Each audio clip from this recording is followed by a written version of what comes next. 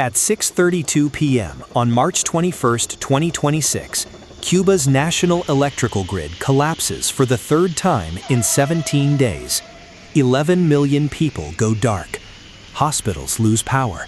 Ventilators stop.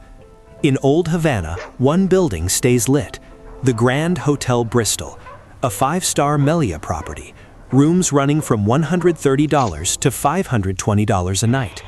That is roughly a year's wages for a Cuban doctor. The hotel's generators are running because inside are 650 international delegates who flew in that morning on a chartered Boeing 787 to show solidarity with the Cuban people.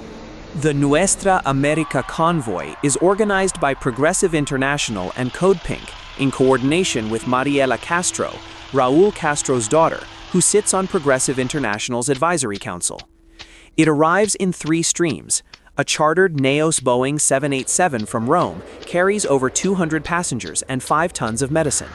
A 3-ship flotilla from Mexico brings 50 tons of rice, beans, and solar panels.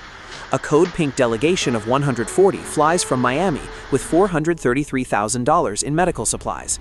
The delegate list reads like a who's who of the international left: Jeremy Corbyn, Pablo Iglesias, Greta Thunberg, Hassan Piker, the Irish hip-hop trio ICAP, Colombian Senator Clara Lopez.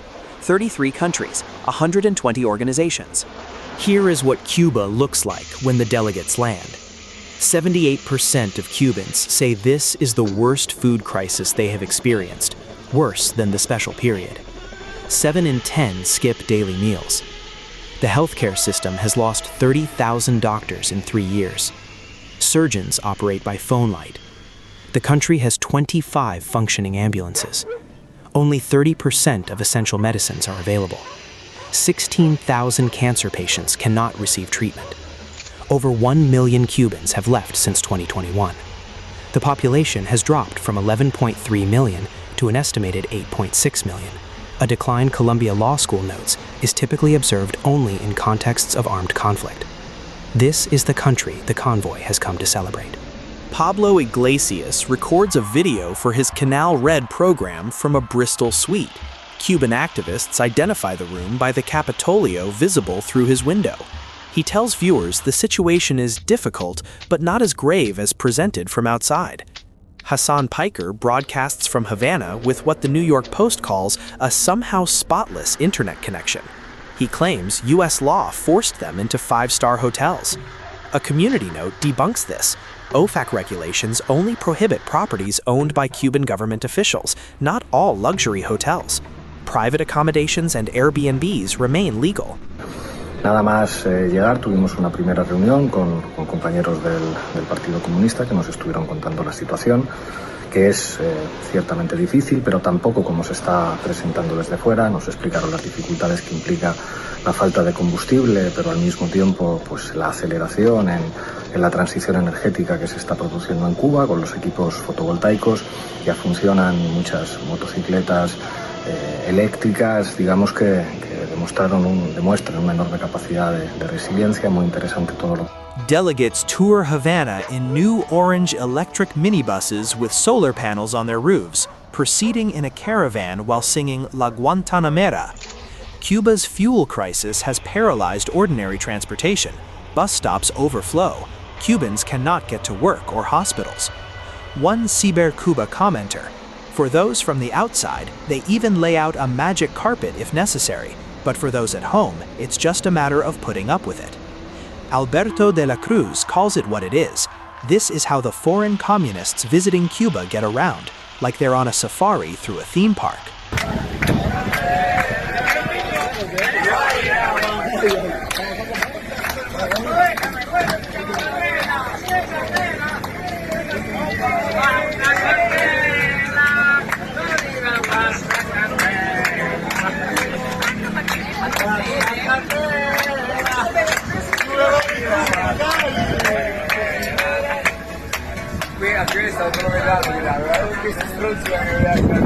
That same evening, Irish hip-hop trio ICAP performs a short set of 3 songs at the Pabellon Cuba alongside American rapper Vic Mensa.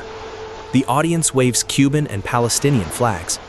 Mo Chara tells the crowd, "We as Irish people were Britain's first colony. It is important that we return the favor.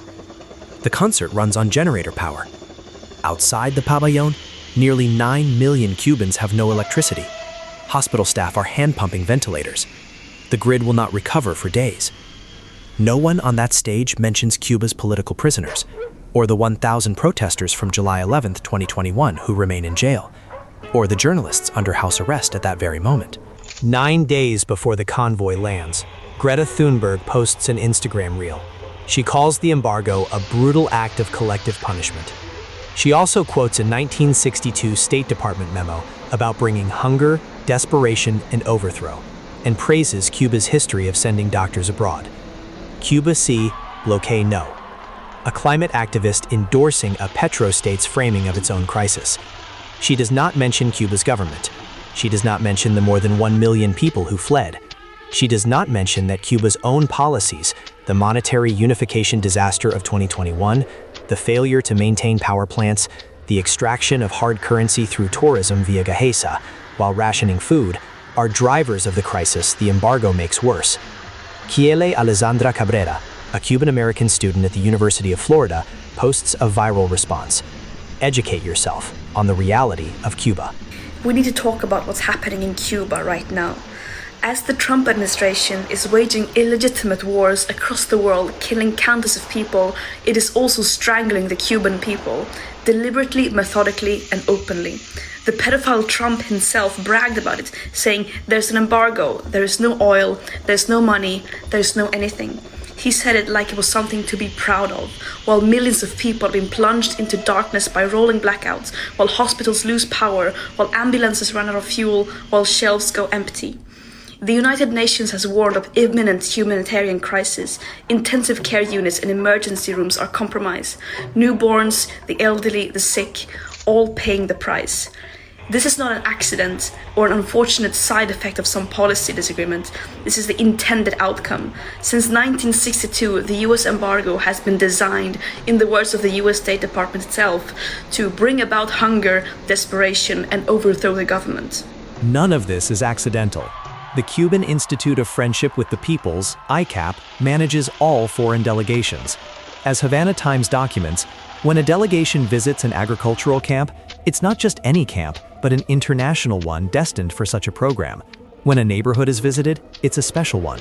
When there are talks with autonomous civil society organizations, you speak with representatives previously chosen by the Communist Party.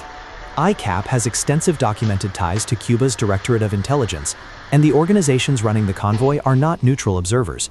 A major Havana Times and Toque investigation published the day before the convoy arrived found that Progressive International, CODEPINK, the People's Forum, and the International People's Assembly operate as a coordinated network that, quote, spreads Cuban disinformation.